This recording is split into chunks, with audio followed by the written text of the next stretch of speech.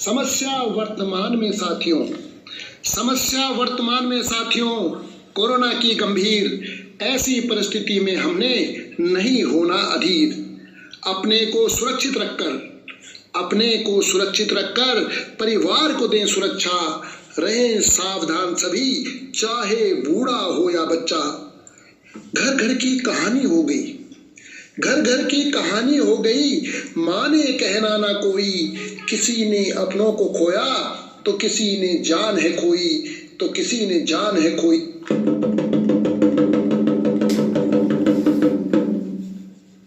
मोहन, बेटा मोहन,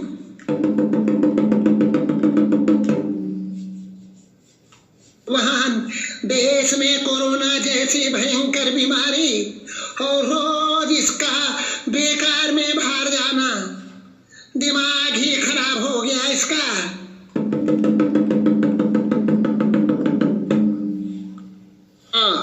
अब तो यही कहोगे कि मेरा दिमाग ठीक नहीं। क्या चाहते हो? घर पर ही बैठा रहूं? फिर खाएंगे क्या? भूखों मरना है क्या?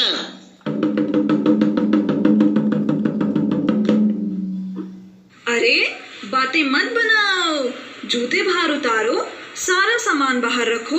घर में बुजुर्ग हैं और हमारी संस्कृति हमें यही सिखाती है कि हमें अपने बुजुर्ग, बच्चों और प्रेग्नेंट महिलाओं की देखभाल और सुरक्षा करनी चाहिए।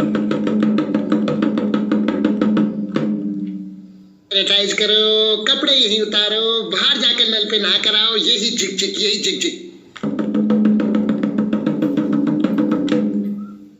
ठीक कह रही है बेटा, क्यों जाते हो व्यर्थ में बाहर? कुछ हो गया तो?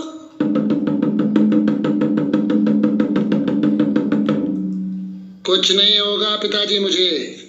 मेरी प्रतिरोधक क्षमता बहुत अच्छी है, बहुत मजबूत है आपका बेटा। जाइए खाना खाकर आराम कीजिए। आज पकड़ी गई आपकी चोरी। आप समझी, घर का सामान तो आपको आसपास ही मिल जाता, ज्यादा भीड़ भाड़ भी नहीं। पर ये आपकी दवाई, इसके लिए भटकते हैं जनाब। क्यों अपने साथ साथ हम सब की जिंदगी दांव पर लगा रहे हैं आप? ना ढंग का मास्क, ना शारीरिक दूरी, बिना सैनिटाइज हुए घर में यहाँ वहां मंडराना ठीक नहीं है ये।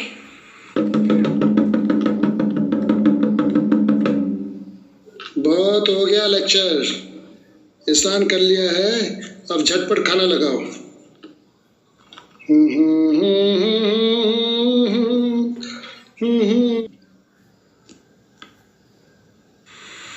क्या हुआ पिताजी?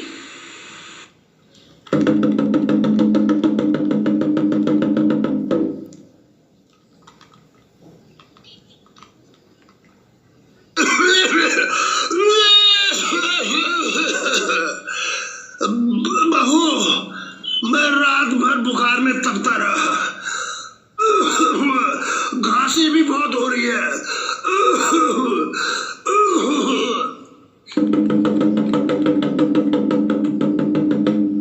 अरे पिताजी को लेके अस्पताल जाओ।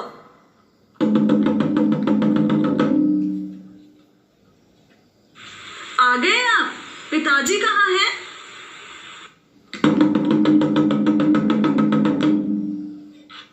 मुझे माफ कर दो सावित्री, मुझे माफ कर दो, सब मेरा कसूर है। मेरी लापरवाही से पिताजी जिंदगी के दो राह पर खड़े हो गए। मुझे माफ कर दो।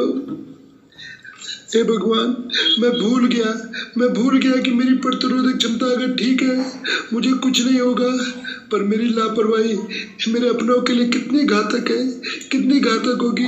भगवान, मेरे पिताजी को जल्दी ठीक कर देना। अंत में मैं यही कहना चाहता हूं कि ना समझी में छुपा शिकारी, जाने कब प्रहार करे। मानव जाने अनजाने ना, यदि परिस्थिति को स्वीकार करे। कैसा कोविड, कैसा कोरोना, छू भी ना पाएगा कभी। सावधान रहे अपनों के संग, जो नियम सभी अपनाएगा सही, जो नियम सही अपनाएगा सभी।